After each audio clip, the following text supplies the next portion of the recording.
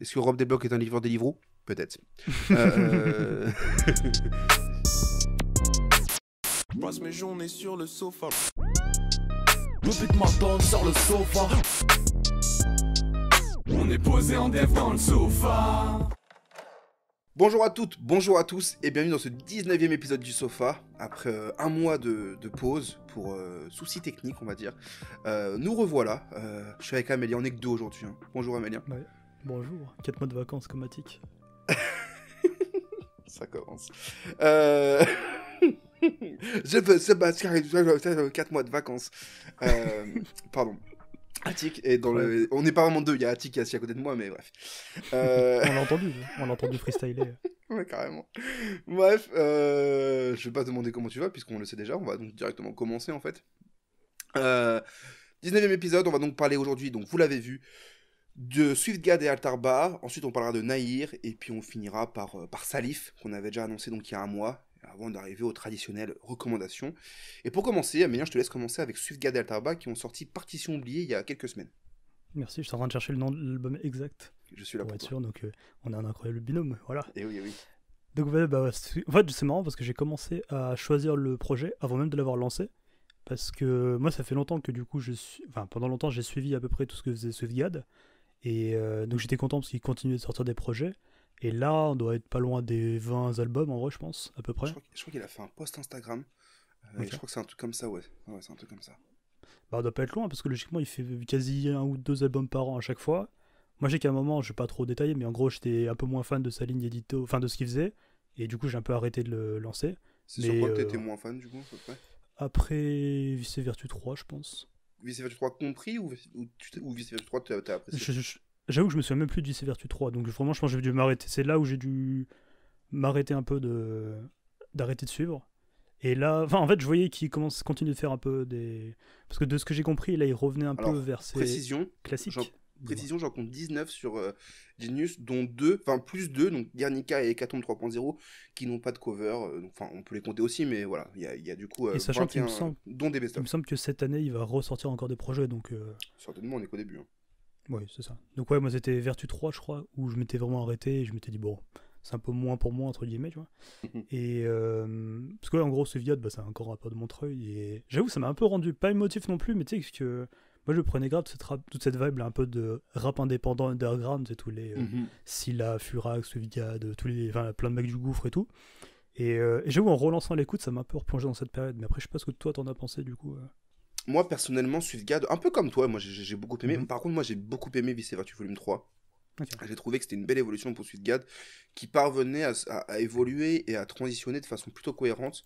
Après, il faut savoir que ça fait 3 ans que j'ai un article dans mes brouillons qui s'appelle Les vices et vertus de SwiftGad, qui voulait faire une espèce de grosse chronique d'album des 3 volumes de Vice et Vertu, et dont Vice et Vertu 3, qui là, pour le coup, d'ailleurs, il y a vraiment, c'était un double projet en fait. Il y avait le Vice et le projet Vertu, donc c'était une belle évolution. Je trouvais ça intéressant de séparer aussi franchement les deux. Et moi j'avais beaucoup aimé du coup Vice Vertu 3. Après j'avais pas spécialement suivi par contre, je dois l'avouer. Tout ce qui est Guérilla, Flashback, Best of SwiftGad Anthologie 1, musique classique, Expédition Punitive et Best of SwiftGad Anthologie Volume 2. Ça je me les suis pas pris, je les avais pas écoutés, j'ai pas été assez curieux. Mais ouais, j'aimais beaucoup, moi SwiftGad je l'ai découvert je crois sur Hécatombe 2.0. Ou la Narvalo Tape, non plus la Narvalo Tape je pense en vrai de vrai.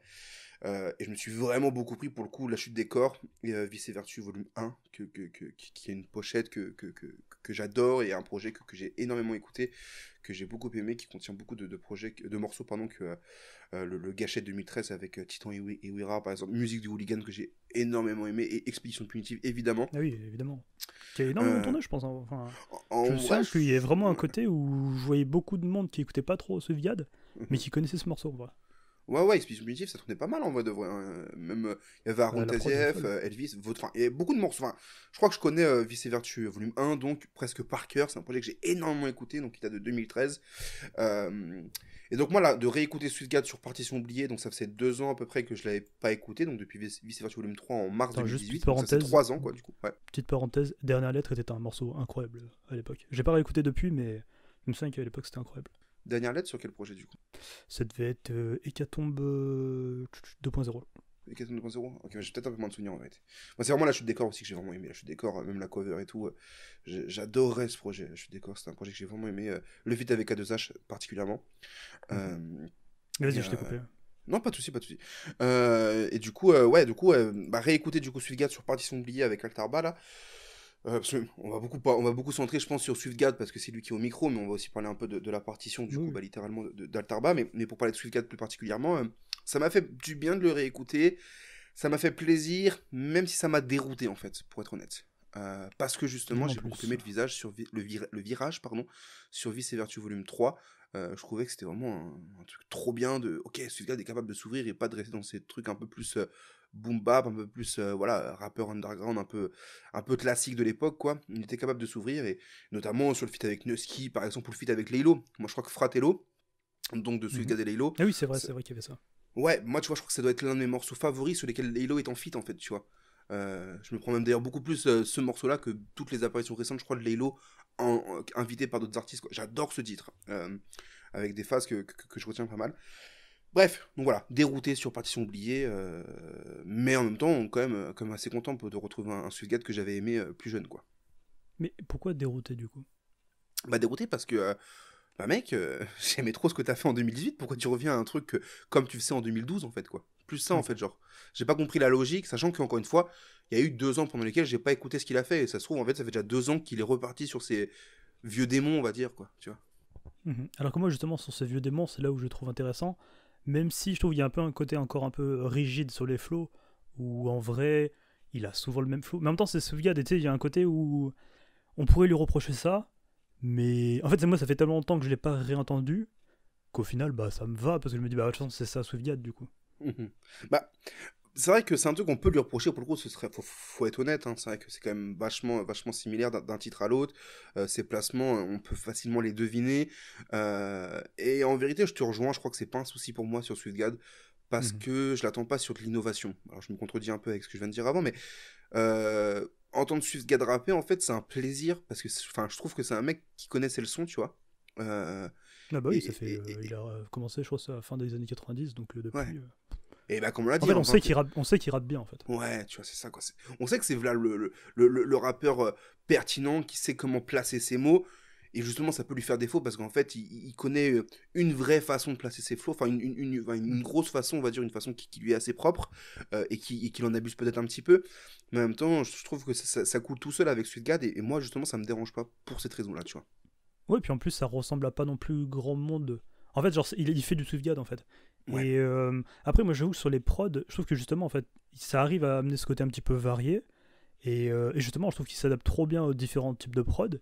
Et il y a un côté un peu, pas boom bap 2.0, mais en fait, genre, j'arrive à capter et j'arrive à. Parce que souvent, en fait, de ce genre de projet-là, justement, très boom bap, en fait, on tourne en rond et souvent, c'est un boom bap, du violon triste ou un piano avec des vieux samples. Et il y en a un peu de ça, tu vois. Il y en a un peu. Tu vois, genre, je pense au morceau Salieri que je trouve magnifique. Parce que moi, ça me rappelle notamment. Tu vois, il y avait un morceau qui s'appelait Le Chant des Hommes Saouls de Furax Barbarossa sur Testanera. Okay. Et pareil, c'était genre, t'avais un piano, c'était un peu triste, larmoyant avec des violons. Et du coup, il rappait un peu sur l'alcoolisme, etc. Enfin, t'avais tout un petit storytelling dessus. Et je trouvais ça magnifique, en fait. Et c'était trop bien fait, trop bien réalisé. Et il y a un peu le même. J'ai retrouvé un peu mes. J'ai un vieux émoi, mais je sais pas si c'est le terme, mais tu sais, c'est un peu ce truc-là de putain, c'est vrai que c'était bien ça à l'époque.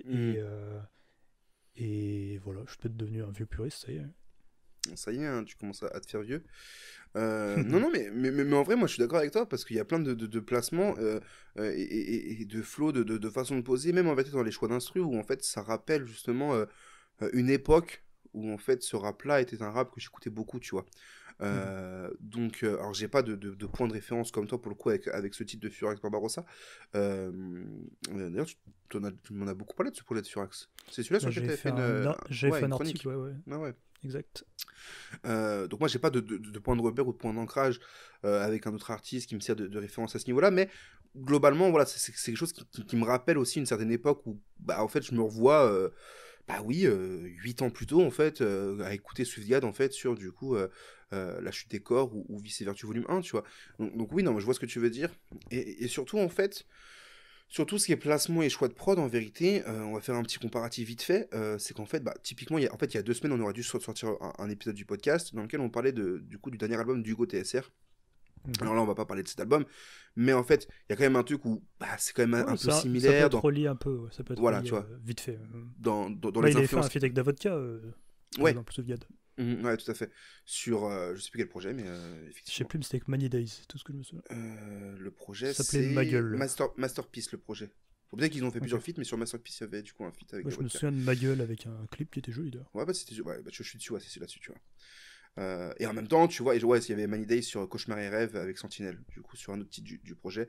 Et tu vois, par exemple, sur le projet, C'est tu retrouves du coup, par exemple, DJ Nixon, que tu retrouves sur Partition oubliée. Puis évidemment, c'était un projet où tu retrouvais tout ce qui était Paco et toute l'équipe, tu vois, Olzico, par exemple. Voilà.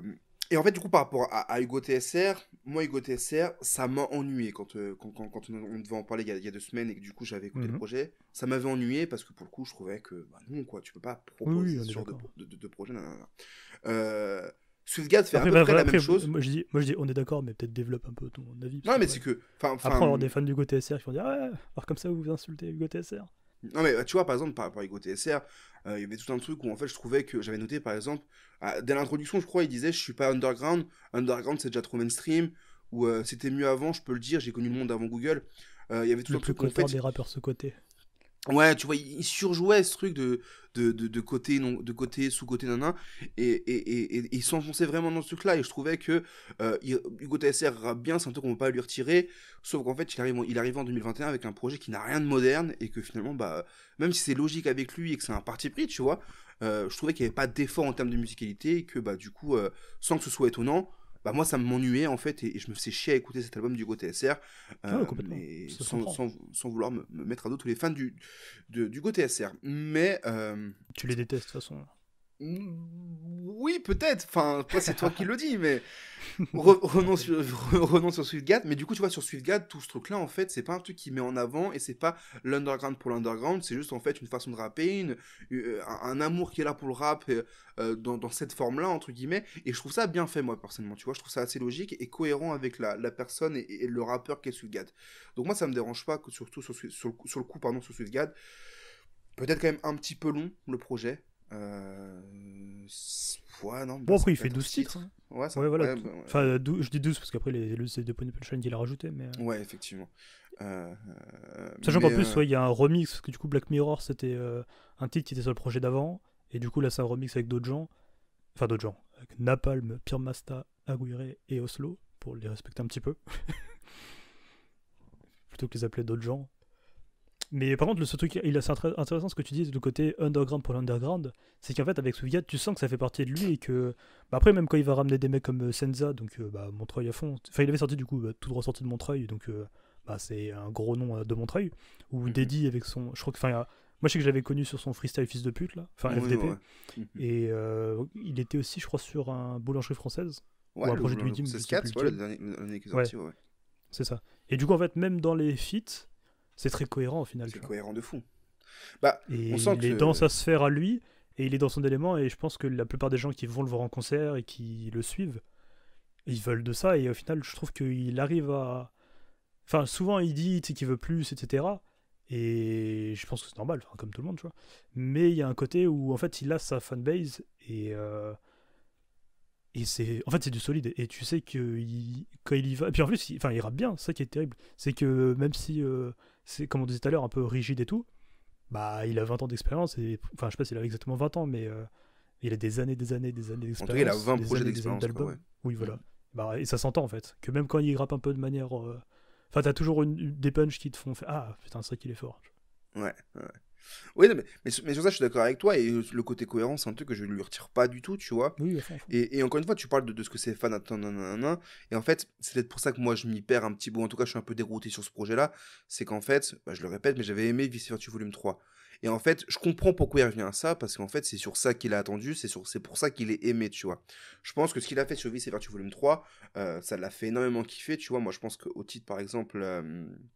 que je le retrouve, Silhouette avec Kenyon, ou Poison, tu vois, des morceaux comme ça, des morceaux, il y en avait un autre, j'ai plus le titre malheureusement, mais des morceaux du coup plus chantés, limite avec une vibe presque R&B, tu vois, par moment.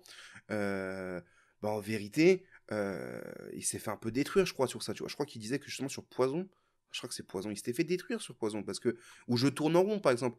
Quoique Je tourne en rond, ça reste quand même assez proche de ce qu'il faisait avant. Mais ouais, sur Silhouette ou Poison, je pense qu'il s'est fait détruire, tu vois, parce que c'est pas sur ça que les fans de Swiftgad attendent Swiftgad, en fait, tu vois. Et surtout quand tu vois les featuring, enfin, tu vois, quand par exemple t'as XO, t'as Laylo, Nusky, déjà. t'as Nusky, Il y a t'as ça, Husky, t'as Nusky et Husky sur le projet, Hyacinthe, 3010, la Craps, Jarod, je voulais dire, mais quoique en vérité, Jarod, la Craps, ça quand même autour du truc, tu vois. Mais voilà, c'était pas fait pour lui, en fait, ce qu'il a fait là, c'était pas un projet fait, enfin, ça aurait limite pu être fait pardon, par n'importe qui, parce que c'est tellement éloigné de l'identité de Swiftgad, tu vois. Et là, effectivement, sur Partition oubliée, oui. J'irai pas jusqu'à dire que ça a ouvert des portes, mais je pense en tout cas, lui, dans sa vision artistique, ça lui a apporté. Je sais pas si. Genre, je peux faire un énième parallèle avec DC's et Peter Punk, mais. Parce que c'est pas non plus si loin de ce qu'il faisait, tu vois. Mais il y a quand même un côté, je pense, où même quand il fait du boom bap, etc., parce qu'en vrai, Altarba, en vrai, il fait le taf et il amène sur quand même des trucs un petit peu différents, même si c'est pas. Ça reste boom bap un peu classique, tu vois. Mais bien fait. Et c'est ça, tu vois. Mais du coup, je pense que ça, quand même, ça lui a apporté, en vrai, musicalement et artistiquement. Enfin, je pense pas que. En gros, ce soit un peu la pute du public, et il fait quand même un peu ce qu'il veut.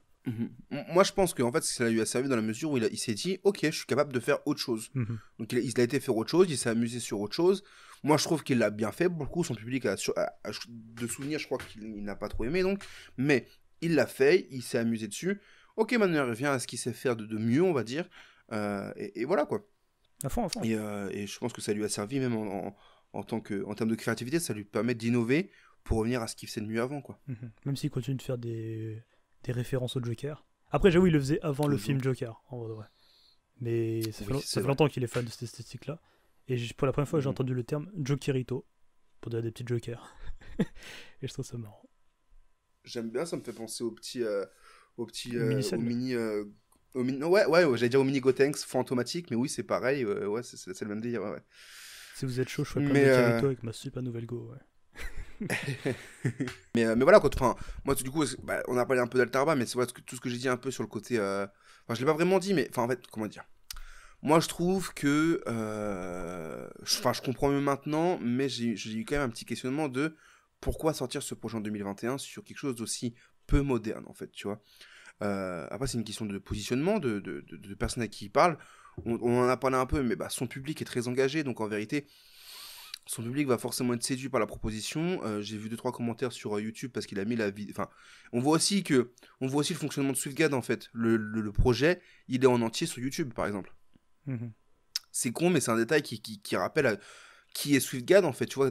Il est dans une autre gamberge, je pense, artistique, économique même, peut-être, tu vois, dans la mesure où, en fait, il y a assez peu d'artistes aujourd'hui qui mettent leur projet en entier sur YouTube. Tu sais, en vidéo entière, tu vois ce que je veux dire. C'est une seule vidéo de 50 minutes et quelques, tu vois. Ah oui, ok, non, je crois que c'était genre un DistroKid qui le balançait un peu comme ça en random.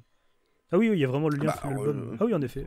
Ouais, tu vois, le projet, il est en entier, donc 50 minutes d'un coup, une longue vidéo sur YouTube, séquencée, parce que c'est bien maintenant sur YouTube, tu peux donc séquencer les parties, séquencer morceau par morceau, et tu vois les commentaires, le public, il est séduit, tu vois, c'est ce qui est logique, en fait, c'est pour ça qu'il est attendu.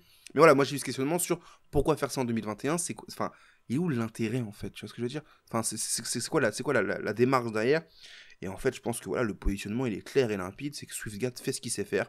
J'ai l'impression qu'on commence à se répéter, donc on va peut-être un peu écourter, mais c'est ce qu'il sait faire, et il parle du coup à son public de souche, quoi, on va dire. De niche, tu voulais dire? Ah ouais, de souche, ouais, non, ce que ça faisait... Non, j'avais de niche, ça fait plus... Une autre... Quand t'as dit oui, j'ai compris ce que t'as... Même moi, je l'avais en tête en le disant, et ouais. Je pense à un autre il y a déjà beaucoup trop de rappeurs de... Ouais, un autre... Rappeurs de souche, on les appelait. Les rappeurs de souche. Mais en vrai, après, je vois pourquoi tu parles un peu de décalage par rapport à 2021 et tout, mais en même temps, même si je pense qu'il va sûrement en faire un moment ou un autre, tu vois, je pense pas que ce soit pertinent d'entendre genre Swiftgad sur de la drill ou un truc ultra récent, mais du coup, en même temps, par contre, on se répète un peu ça, mais il y a ce côté-là. Mais en même temps, est-ce que, enfin, il n'y a pas que deux choix non plus, tu vois, c'est pas soit du old school, soit de la drill, tu vois. Il y a d'autres manières d'apporter de la musicalité ou du flow. Mais même la manière dont le boom bap est amené, je trouve pas que ce soit ultra vieillot, tu vois. Je trouve que justement, la manière dont même les basses retapent, enfin les caisses claires et tout, je les trouve vachement actuelles. Il y a un côté très. Je trouve que c'était la crappe parce qu'il y avait un projet qui s'appelait Boom Bap 2.0. Ouais. Et bah, c'est ça en fait, c'est qu'il y a Boom Trap, tu vois, comme dirait l'autre. L'autre, il y a un mec de l'équipe, mais vas-y. un autopromo, Artie l'a retrouvé sur le site, voilà. Non, mais en fait, ce que je veux dire par là, c'est qu'en fait, tu vois, moi, pour amener un peu plus, et je pense qu'on va clôturer par ça, je pense, en vérité, c'est que moi, Partition Oubliée, c'est un projet que j'aime bien. Pas tout, je garderai pas tous les morceaux, mais j'aime bien ce projet. Mais je me mettais juste dans la tête, en fait, c'est pour ça que je parlais, encore une fois, du positionnement, en fait. C'est toujours ça la question à se poser avec ce genre de projet, où en fait, c'est aussi ancré dans une autre époque musicalement, même si ça reste modernisé d'une certaine manière, comme tu viens de le dire. C'est qui est-ce que Swiftgad vise avec ce genre de projet? Et la réponse, on l'a, c'est son public. Mais effectivement, je me mets juste à la place de, je sais pas, de mon petit ref, par exemple, jamais il écoutera Partition Oubliée, tu vois, par exemple. Moi, ça me plaît musicalement, tu vois, mais il y a plein d'auditeurs, même parmi les nôtres, en vérité, je pense que par rapport au titre qu'on peut relayer, par exemple, ces temps-ci, il n'y a personne qui va aller écouter, je pense, Partition Oubliée, tu vois. Il n'y a pas un nouvel auditeur qui pourra écouter ça, tu vois. Mais encore une fois, je pense que c'est pas le positionnement, voilà. Ouais, c'est ça. Puis après, par contre, je pense qu'un auditeur un peu curieux, qui veut écouter un peu de trucs différents, et notamment tout ce côté rap français underground indé, là, enfin slash indé, je mets pas de... Bah là, en vrai, tu le prends à fond et tu dis, ah bah voilà, tu sais, il y a un truc très différent, et qui justement, en fait, change de trucs que tu peux entendre ailleurs, et se prendre une gifle comme ça aussi, tu vois. Enfin, après, je pense pas qu'il faut non plus trop sectoriser, entre guillemets, enfin trop segmenter, je pense. Oui, je vois ce que tu veux dire. Ouais. Bah non, mais je pense, tu vois, genre... En vrai, tu vois, mon cousin qui m'a fait découvrir Swiftgad en dès les débuts des années 2010, tu vois, je crois que c'était Hécatombe, je sais plus combien. Bah, c'est pas un auditeur non plus. Enfin, il peut écouter autant Forêt que Swiftgad, tu vois. Donc après, je pense que dans son public, il doit y avoir un peu de tout. Il doit y avoir plein de punch. Ah, mais attention, avec au crâne rasé. Là, tu parles de son public, en fait. Pas faux. Donc en fait, tu vois l'exemple de ton cousin, mais ton cousin, en fait, c'est toi aussi. Moi, je te parle vraiment d'un jeune auditeur qui a jamais écouté Swiftgad avant, tu vois. Mais en fait, la réponse, elle est évidente que c'est pas fait pour ce jeune auditeur-là en question, tu vois. On le sait, d'accord. Mais c'est juste, voilà, moi, c'était la question que je me posais parce que, après, je pense que encore une fois, en comparaison avec... S'il a des grosses enceintes, je pense que ça le fait. Hein. Oui, je pense que c'est vraiment un truc à écouter. Bah, du coup, avec le confinement, c'est compliqué, mais ouais, bah, j'ai en voiture ou quoi, tu vois, mais... Je l'écouterai mardi en allant au taf, tu sais quoi. Let's go. On en reparlera comme ça. Non, mais en vrai, le projet est cool, mais en tout cas, faut pas s'attendre à ce que ce soit du... Ouais, ceux qui connaissent Swiftgad, ils seront pas surpris. Ceux qui connaissent pas, ils le seront peut-être un petit peu, je pense. J'ai envie de dire, Swiftgad, c'est pas Nahir. Pourquoi ça? Parce que ça nous fait une transition vers Nahir, du coup. Parce que, bah, ça nous fait une transition vers le prochain sujet, du coup. J'ai bien compris, mais... Parle-moi plus. Non, mais musicalement, je cherchais un blaze récent, et je me suis dit, bah tiens, en même temps, ça nous fait une transition vers Nahir, tout simplement. Va pas plus loin, ça s'arrête là. Ouais, je sais bien, parle-nous de Nahir. Parlons de Nahir, qui a sorti le projet intégral, du coup, il y a quelques semaines également. Moi, Nahir, je l'ai pas trop écouté comme artiste, en vérité. Je le découvre même réellement avec ce projet. Ce qu'il a sorti avant, je me le suis pas pris. Je sais même pas s'il a déjà sorti des projets avant, même pour être honnête. Tout ce que je sais, pardon, c'est non, du coup, d'après Genius, nous, on n'a pas sorti de projet avant. Beaucoup de freestyle, et notamment, du coup, le freestyle parmi les 11 rappeurs à suivre. Il était dans la compilation Game Over 2, je crois, vu la cover. Ah ouais, Game Over 1, c'était vert, je crois. Game Over 2, c'est bleu. Donc, ouais, Game Over 2. Et beaucoup de featuring, Bouscapé. Frénétique. Il y a aussi le morceau avec Frénétique, effectivement, Paris BX, qu'on retrouve sur ce projet d'ailleurs. Donc voilà. Moi, agréablement surpris pour ce projet de Nahir. Alors, un peu comme toi et Swiftgad, qui l'a choisi avant de l'écouter.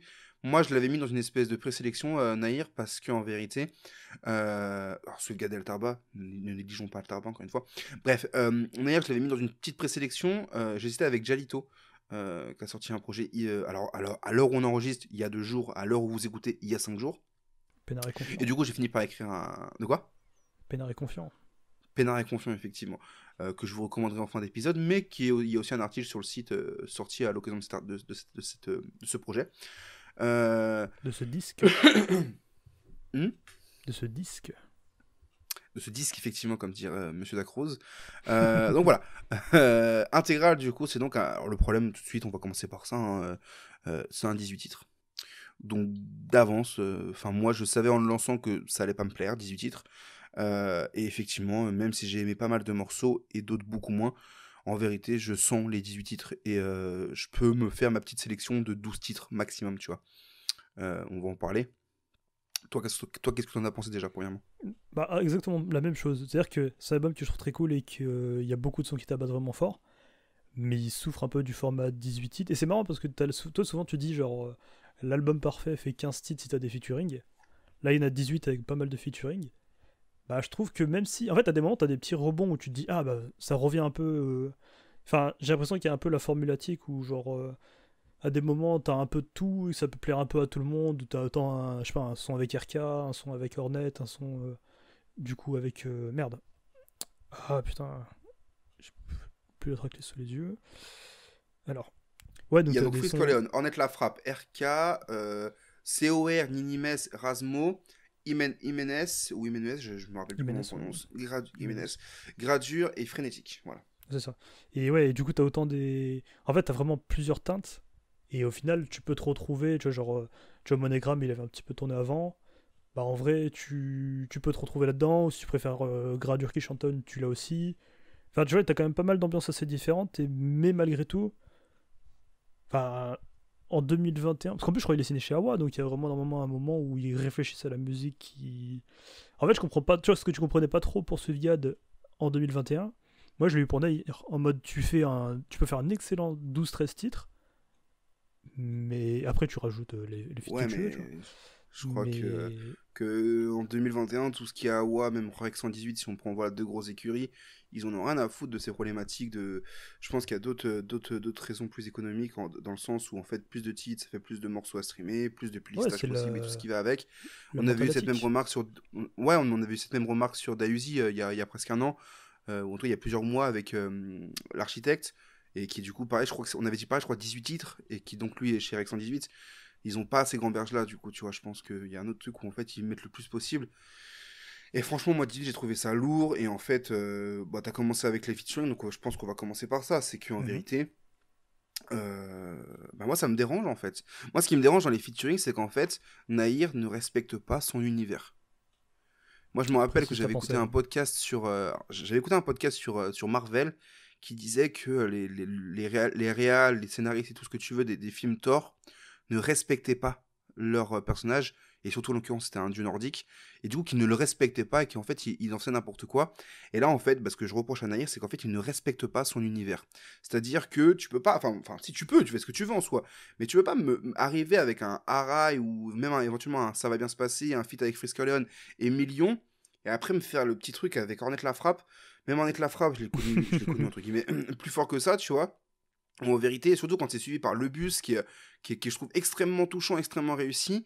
Moi, ce que je reproche au morceau À l'affût, donc avec Ornette La Frappe, c'est que ça ne respecte pas l'univers qui est mis en place sur les 4 premiers titres. C'est-à-dire que Oui, moi, oui, je rentre dans une ambiance, et notamment ça brise tout, Arai. hein. Ouais, notamment Arai qui a une très bonne intro, peut-être un poil longue. Au bout d'un moment, je crois qu'il y a une espèce de cut sur la prod, donc je me dis, ah, bah c'est fini. Et en fait, c'est pas fini, il vient répéter deux, trois phases à la fin en boucle, tu vois. Je suis là en mode, ah, c'est dommage, t'aurais pu. Enfin, c'était pas nécessaire ça, tu vois. Mais bref, moi je trouve qu'Arai c'est une très bonne prod, j'aime beaucoup, ça va bien se passer. J'aime bien le feat avec Frisk Alone, mais bon, ça, on va peut-être en reparler. J'aime bien Million, mais on va aussi en reparler, je pense, notamment par rapport à la prod. Mais direct, il arrive après, du coup, au 5e titre avec Ornette La Frappe, et je trouve que ça brise, ça nique totalement l'univers qui est mis en place dès le début. Le feat avec RK, que je trouve, pour le coup, franchement bon. RK commence à me plaire de plus en plus, mais qui, quand même, je trouve, dénote avec le reste du projet. Le feat avec Jiménez, je me le prends pas spécialement. Oui, Le feat pareil. avec Gradure, pareil, je trouve que ça brise Moi, je trouve que le seul featuring intéressant, c'est le featuring, c'est le morceau PTM avec COR, Ninimes et Rasmo, qui reste dans l'univers du projet intégral, qui est un projet brut, qui est un projet sombre. On le voit à la pochette avec ce cascarail, donc, et tout ça, et une cover qui est très noire. Enfin, vraiment, rarement, je trouve, le noir a été aussi bien utilisé sur une pochette récemment. Je trouve que j'aime beaucoup cette pochette, le miroir, la police d'écriture du titre du projet. J'adore la cover. Et je trouve qu'en fait, le morceau avec Ornette La Frappe particulièrement, Oui, on a fait qu'on n'a a pas rien à parlé de faire la ici. cover sur le projet précédent, mais pareil, aussi très jolie pochette. Très jolie Donc c'est pochette, cool d'avoir des effectivement, belles c'est vrai. pochettes en ce moment. Ça fait plaisir. Mais je te rejoins En ouais, sur l'occurrence, ce côté-là où. pour Nahir, pochette par David Vas-y. Delaplace. Voilà. Stylé. C'était- Un très grand photographe, pour ceux qui connaissent pas. Effectivement. Et ouais, en fait, genre, je trouve que je rejoins en vrai sur ce côté-là où des fois tu comprends pas trop les enchaînements, où t'as vraiment un côté où t'as vraiment une ambiance qui est vraiment installée au début, et puis après ça part ailleurs. Mais j'avoue que ça m'a fait aussi un côté un peu bouffé d'air en fait. Dans le sens où, tu vois, moi je sais Ouais. que j'ai pas d'affection spéciale en général avec RK, mais là j'ai vraiment apprécié de ouf. Donc là je commence à avoir des. Je commence à vraiment avoir des prises de position qui changent de plus en plus. Mais tu vois, RK par exemple, c'est pas censé être le genre de morceau que je me prends à mort. Et c'est comme le WLT De Change, on a débattu. Change, c'est ça. Où en Change qui vrai, du coup, donc ouais, on a parlé du côté SR, il faut savoir que du coup le dernier épisode, ça devait être avec Hugo, on devait parler du côté SR et de Change. Change, du coup on a transformé ça en thread, voilà. ouais. Et en postant ça, si vous voulez aller le lire, n'hésitez pas à nous suivre sur Effectivement. tous les réseaux et à mettre 5 Peut-être étoiles plus sur trop. les plateformes de streaming. C'est vrai, bah ça, notez-nous sur les plateformes de streaming, ça fait toujours plaisir. Mettez-nous votre nombre d'étoiles, 5 si possible. Et Comme ça, on est effectivement, sur référencé Instagram, et après on est milliardaire. exactement. Et sur Instagram, peut-être que le thread, enfin le post sera donc plus facile à trouver sur Instagram que sur Twitter. Voilà. Je pense Et aussi. suivez-nous aussi. Oui, bah oui, partout. Et oui, c'est ça. Et en fait, c'est un peu le genre de morceau où de base, moi je sais que c'est pas des types de morceaux que je me prends, mais je les trouve tellement bien réalisés et tellement bien faits, comme là, celui Angers Démon avec RK. Et ben, je trouve ça trop bien. Et en fait, c'est vraiment. D'habitude, ça me dégoûte, et là, je trouve ça trop. Parfois même mieux que certains morceaux rappés, où au final, il n'y a Ok. pas beaucoup d'âme, tu vois. Mais par contre, ce Mais que je trouve aussi très bon avec ce projet, c'est ce côté un peu. Genre. Plus... En fait, au début, t'as un peu une ambiance un peu sombre, un peu. Ce que tu racontais tout à l'heure, quoi. Après, ça avance où t'as un peu plus de random. C'est un peu la roulette russe. Et après, en fait, plus il y a t'avances vraiment dans le projet. il y a vraiment un ventre Vas-y. mou sur le projet, je trouve. Ouais, c'est ça, c'est Il y ça. a une espèce de ventre mou un peu. Je trouve que vraiment, il y a un très bon début, une très bonne fin, si on éclipse les feats, encore une fois, selon moi. Et t'as une espèce de ventre mou avec. Quoique, même en vérité, même les comme avant bénéfices journaliers. Ouais, pareil. Je sais pas. Ouais. Oui, c'est plus sur des morceaux où tu dis bah non, enfin, je comprends pas trop pourquoi, mais plutôt que sur vraiment un milieu d'album, tu vois. Mais en tout cas, plus t'avances dans l'album, plus il y a de l'introspectif, et je trouve plus il arrive en fait, à jongler finalement avec ces différentes ambiances et à aller sur différents terrains auxquels tu t'attendais peut-être pas forcément. Mais tu vois, par exemple, Je je m'attendais pense pas, que c'est vrai. le pinacle, je pense, c'est Thérapie en vrai, où vraiment, bah là, il est chez le docteur Malfi et il raconte sa vie, tu vois. Genre, il y a vraiment. Moi, j'aime beaucoup Thérapie parce que je trouve que Arai est une très bonne introduction, tout comme Thérapie est une très bonne outro en fait. Je pense qu'il pouvait pas mieux terminer son projet, surtout après des morceaux comme justement Changer et le titre Le Plan, je crois. Mhm. Ouais, Le Plan, qui m'ont marqué parce qu'en fait, c'est ça aussi le problème, c'est qu'en fait, Le Plan ou Changer, en fait, il marque donc par la prod, et en fait, je crois même que Le Plan, enfin, c'est une espèce de, on dirait limite une OST de Naruto. Peut-être c'est une OST de Naruto déformée ou d'anime dont j'ai oublié le titre, mais en tout cas, ça rappelle un peu ce genre de sonorité. Et en fait, ce qui est intéressant, c'est que sur Le Plan, typiquement, bah, en fait, on voit que Nahir, pardon, il est capable de proposer quelque chose de beaucoup plus mélodieux, en fait, et de plus touchant. Et Complètement. tout en respectant son univers, justement. Ça va être limite ma phrase que je vais répéter en boucle sur ce projet, c'est qu'en fait, respecter son univers, pour moi, c'est important. Tu vois, c'est comme, en fait, en exagérant, en allant loin, loin, loin, loin, loin, tu vois, c'est comme si le feat avec Ornette Lafra ou RK se trouvait sur LMF, tu vois. Alors, Nahir, c'est pas Frisk Orleans, et ils font pas les... Et on peut les assimiler, bah, la preuve, il y a un feat, d'ailleurs. Et aussi toute cette mouvancerie et tout ce qu'on veut d'un mais bon, ça reste pas les Mhm. mêmes artistes évidemment, mais en fait c'est comme si effectivement Frisk Orleans ne respectait pas LMF, tu vois, avec cette ambiance sombre qu'on peut mettre en lien chez les deux. Moi vraiment ça m'a sorti du projet, sachant que justement Nahir il est capable de le faire lui-même en fait. Ouais, mais en même temps, moi, ça m'a pas choqué parce que je trouve pas qu'il se trahit quand il le fait, quand il fait Angers Démon avec RK et qu'il vient un peu plus chantonner ou. Justement, en fait, moi, ça confirme qu'il peut aller sur ces terrains-là et qu'il est ultra talentueux dessus parce Ah qu'aussi ouais il écrit très bien. mais c'est pas ça que je reproche, moi, c'est pas le fait de le faire, c'est le fait de le mettre dans le projet plutôt. Parce que je trouve qu'en fait le morceau avec RK, moi je l'aime bien, tu vois. Sachant que RK aussi, pareil, il commence à me séduire de plus en plus musicalement. Le feat avec Esprit Noir, là, récemment, que j'ai bien aimé. RK, je le trouve de plus en plus intéressant. J'ai jamais rien eu contre lui, mais j'ai jamais été plus curieux que ça. Après, j'ai aussi regardé le documentaire fait par France TV Slash, que je trouve exceptionnel, enfin, que j'ai beaucoup aimé. Il y a un truc très touchant où, en fait, on voit que RK, c'est un gosse qui était balancé là-dedans assez jeune, Ah bah, c'est sûr, hein, avec tout mais ce que il ça avait génère aussi. 19 ans, non? J'ai 16 pas ans, vu le 16 ans, documentaire. 16 ans, putain. 16 ans. Ouais. Et là, en fait, on sent que RK, voilà, c'est du coup, ça fait très vieux conte. J'ai l'impression d'avoir 37 ans en disant ça. Mais ça devient un jeune homme, en fait, qui a des choses à dire encore, et qui le dit mieux, en fait, et qui le fait mieux, du coup, tu vois. Et moi, du coup, ça me parle plus.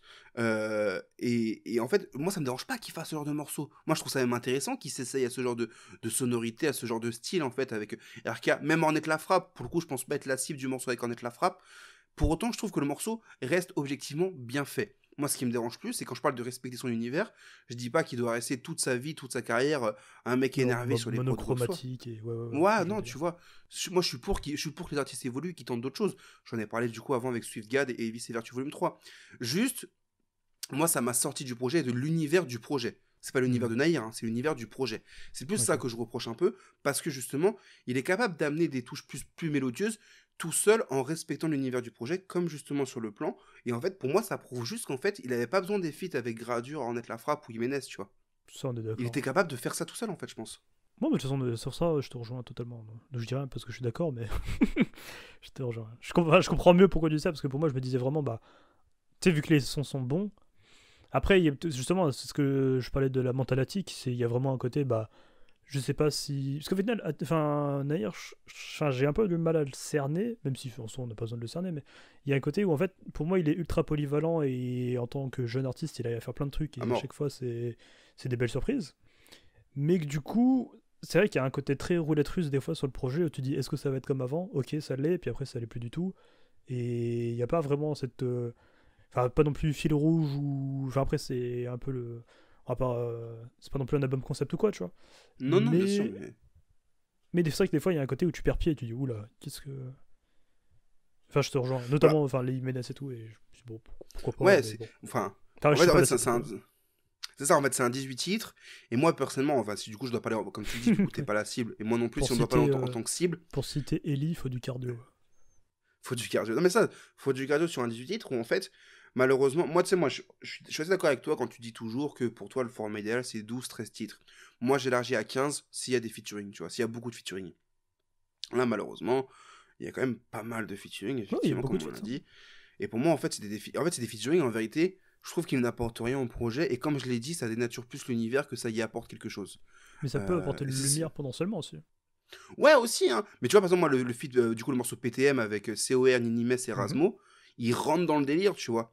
Et pour moi, du coup, c'est un feat que je trouve intéressant parce qu'en fait, ils sont là, ils sont 4, ils viennent détruire la prod. Et moi, j'adore ce genre de morceaux, tu vois. Les morceaux où ils sont comme ça, à plusieurs, comme ça, et qui viennent s'éclater sur une prod. Moi, j'adore ce genre de titre, tu vois.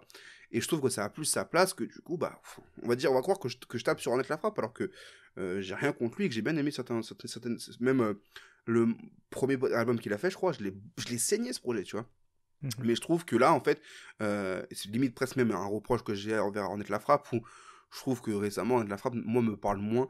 Moi, la dernière fois que je crois que j'ai apprécié Ornette la frappe, je crois que ça devait être sur le morceau 93% Tijuana de GLK avec Landy et Dayuzi, tu vois. Moi, ça devait être l'addition, je crois, avec Vald.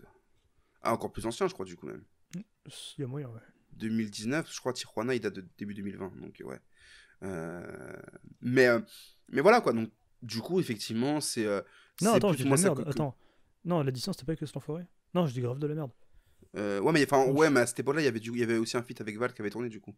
Je sais plus, franchement, je l'avais pas spécialement écouté, mais oui, je vois duquel tu parles, même il y avait eu des photos qui avaient tourné devant une Ferrari jaune, je crois, ou une Lambo, je sais pas, je ne connais pas assez dans ces marques-là, et j'ai pas l'image en tête. Pas assez riche encore. Bah, mettez-nous 5 étoiles et on pourra en acheter. Mettez 5 étoiles, ouais. Surtout sur Apple Podcast. Je sais pas si on peut noter sur Oui, voilà, c'était Valise. C'était pas. Valise, voilà, ouais, voilà. Ça reste dans le même thème, ça va. Ouais, c'est la même chose.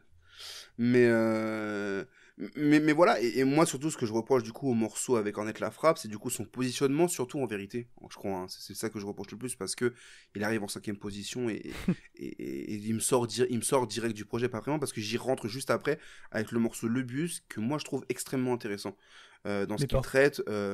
Comment ? Non, vas-y. Non, dans ce qu'il traite, tu sais, genre le côté genre c'est un lieu commun. Un truc que chacun ou presque connaît, hein, le bus et ce moment de vie où tu es dans un bus à traverser la ville pour aller au taf, pour faire ta vie, tu vois ce que je veux dire, et même du coup, bah en fait dans le bus où tu gamberges, t'aspires à un lendemain meilleur, tu vois, à une vie meilleure, un truc où tu veux t'élever, où tu te dis, putain, fais chier, je prends le bus pour aller taffer, pour aller me faire chier, et où tu dis, bah vas-y, je veux mieux que ça, tu vois. où je vaux mieux que ça aussi potentiellement. Y a toute cette gamberge là, tu sais, il y a même ce truc où finalement je trouve qu'il paye pas son ticket, t'as le chauffeur de bus qui dit bah faut que tu payes sinon je vais devoir appeler les keufs, ils vont faire quoi, ils vont encore m'emmener en garde à vue, nanana. Enfin il y a tout un truc très intéressant, presque limite storytelling en fait sur ce morceau que je trouvais intéressant, qui dans une autre manière ou dans une autre mesure m'a rappelé même le morceau Le Bus de Gizmo. Ouais, de Gizmo, j'étais en train de penser. Ouais, où Gizmo était peut-être plus observateur d'une situation, alors que Nahir parle de lui, Le Bus de Gizmo il était lui plus observateur. Mais bon, ça me rappelle un peu ce truc-là, en fait c'est un lieu commun, donc il y a des choses à raconter sur ce lieu commun, sur soit toi comment tu te perçois, ou soit comment tu vois les autres gens du bus, quoi. Donc voilà, pas forcément des plus fulgurants sur l'écriture, mais je trouve que ça me parle vachement par la simplicité, et finalement l'aspect presque universel de ce qu'il raconte dedans, Nahir, tu vois. Et donc moi il y a vraiment ce truc de, en fait, j'adore les 4 premiers titres, il y a le morceau avec Cornette qui me sort du truc, et après il enchaîne avec Le Bus, qui est pour moi l'un des vrais coups de cœur du projet. Et non mais, ouais, Le Bus, je trouve qu'il est... Enfin ouais, vas-y, c'est quoi, je vais arrêter de jacter sur Le Bus, mais Le Bus c'est un coup de cœur de ouf, moi, sur ce projet. Mais moi il y en a plein, il y a Comme Avant, il y a Tôle Filante. Mais par contre, il y a un truc que j'ai pas compris, moi c'est la prod pour Million. Million ? Ouais. Où c'est la prod de Roshi sur Pigalle. C'est trop dommage, vraiment. Mais c'est qu'en plus, Captain Roshi, il est pas nul dessus. Oui, c'est ça, mais du coup, t'es obligé, t'es forcé de le comparer parce que Captain Roshi, il en a même fait un color, il a lui, wesh. marqué. Ouais, c'est ça, tu vois, genre. Et du coup, j'ai pas compris que c'est cette prod là-dedans. Et s'il y a eu un arrangement, j'ai pas compris. Tout à l'heure, je suis retombé sur. Tout à l'heure, je suis retombé sur l'affaire de PNL et du titre Blanca. Je pense que ça doit être à peu près pareil. En fait, je sais pas si tu étais au courant pour Blanca. Explique pour ceux qui savent pas. Pour ceux qui savaient pas. Je sais, pour ceux qui savent pas, effectivement. Pour ceux qui savent pas, aussi notre format IGTV, suivez-nous sur Instagram. Plein d'anecdotes sur le rap. La dernière qui est sortie, c'était sur quoi ? Mac Miller et Donald Trump, c'est ça ? Ouais, c'est ça, le clash Mac Miller-Donald Trump. Effectivement. Et du coup, par rapport à Blanca, alors je sais plus qui a fait la prod de Blanca, je suis désolé. Ils ont envoyé la prod à PNL. Au hasard. Je sais plus, franchement, ils sont deux. Je fact-check. Il y a une café tout seul, du coup. Mais vas-y. Je fact-check. Et du coup, ils ont envoyé la prod du coup à PNL. PNL, ils ont pas été très inspirés. Finalement, il y a un autre artiste qui l'a pris. Yann Dacta et... Merde. Ouais, Dacta, ouais. Dacta et quoi ? Et Red Nose. Ouais, voilà, Red Nose, ouais. Qui avait participé notamment à la compile Kicker, qui était super intéressante. Et donc, du coup, ils ont envoyé la prod à... Donc, Dacta et Red Nose ont envoyé la prod à PNL, qui ont pas réussi à en faire quelque chose. Finalement, ils l'ont vendu à un autre artiste, du coup. Et finalement, PNL, quelques jours après, ils ont posé un truc dessus, donc Blanca, je pense, potentiellement, du coup. Et ils ont même posté un message sur les réseaux en mode qui a fait cette prod, retrouvez-le, nanana. C'était eux. En gros, ouais. En gros, vas-y, on veut la prod, tu vois. On la prend finalement. Et donc, du coup, il y a 2 titres qui existent sur la prod de Blanca, officiellement. Il y a forcément des jeunes artistes qui ont retrouvé la prod et qui ont fait leur son à eux de façon un peu plus sauvage, on va dire, ou en tout cas moins officielle et moins. C'est eux qui ont fait l'instru de Jusqu'au Danagramme. Ah, bah tu vois. Fini, hein. Et Petit Prince de Sadek aussi. Donc vraiment. Ah, quel titre. Il y a du talent. Non, mais ils sont forts avec les Renos. Mais donc, du coup, il y a 2 titres qui existent. De Sadek. Ah, ouais, bon, je me le prends un peu moins. Mais sans trash talk sur ce projet de Sadek, parce que bon, je salue l'initiative. Un jour, on prendra le temps de parler de Sadek. Ouais. Sûrement dans un sofa hors série. Oh. Mais ouais, il y a des choses qui arrivent. Mais voilà, en tout cas, du coup, tout ça pour dire par rapport à Million et donc Pigalle, il y a donc du coup, voilà, il y a 2 morceaux sur la même prod. Ce qui est un peu dommage parce qu'effectivement, Million n'est pas du tout mauvais. J'aime même vraiment bien ce morceau. Mais par contre, effectivement, tu penses à Captain Roshi, quoi. Ouais, t'es forcé de faire la comparaison au final. Ouais. Moi, ce que j'avais noté aussi, c'est que en fait, ça devient courant. Je crois que ça devient aussi courant qu'un couplet de Freeze Colon dans chaque nouvel album qui sort chaque semaine. C'est le passage drill, en fait, tu vois. Et dans l'intégrale, Nahir, il y échappe pas. Pour le coup, je crois que je commence un peu à m'y faire. Franchement, il le fait bien aussi. Je le répète dans chaque sofa, je crois que la drill, moi, je me la prends pas, je sais pas quoi. Là, je crois que je commence à m'y faire parce que franchement, la drill de Nahir, moi, je crois qu'elle me plaît vraiment. Et surtout sur le titre Jamais. Tu vois. À fond. Mais voilà. Moi, je peux pas grand chose à dire de plus à part. Je suis d'accord. Non, mais t'as le droit. Moi, ce que je voulais dire aussi, c'est que je trouve que Nahir, il y a vraiment un côté. En fait, on sent qu'il s'est buté au rap, tu vois. Moi, c'est la prod de. Je t'avais demandé juste avant l'émission de réécouter le morceau Comme Avant. Moi, je trouve que le choix de prod du morceau Comme Avant, ça peut presque me rappeler. Voire, on peut imaginer, j'ai l'impression, un Rimka ou un Lafouine, genre. Je sais pas, 2007-2010, tu vois. Je sais pas si c'est moi, mais j'ai trouvé ça, je trouvais que ça aurait pu coller, tu vois. Et on sent du coup qu'en fait, Nahir, ouais, c'est un mec qui s'est buté au Peura, tu vois. Et voilà. À fond, à fond. Après, je sais que j'ai pas encore maté d'interview de lui ou quoi, tu vois.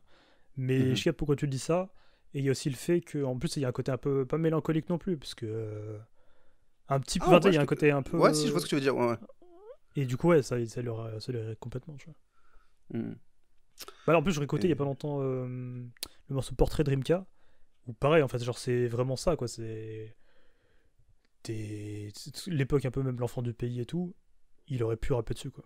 Mais en tout cas, c'est un projet qui est grave intéressant pour un jeune artiste au final parce que je sais que l'année dernière tout le monde disait un peu ouais, c'est l'espoir 2020, c'est l'espoir 2020.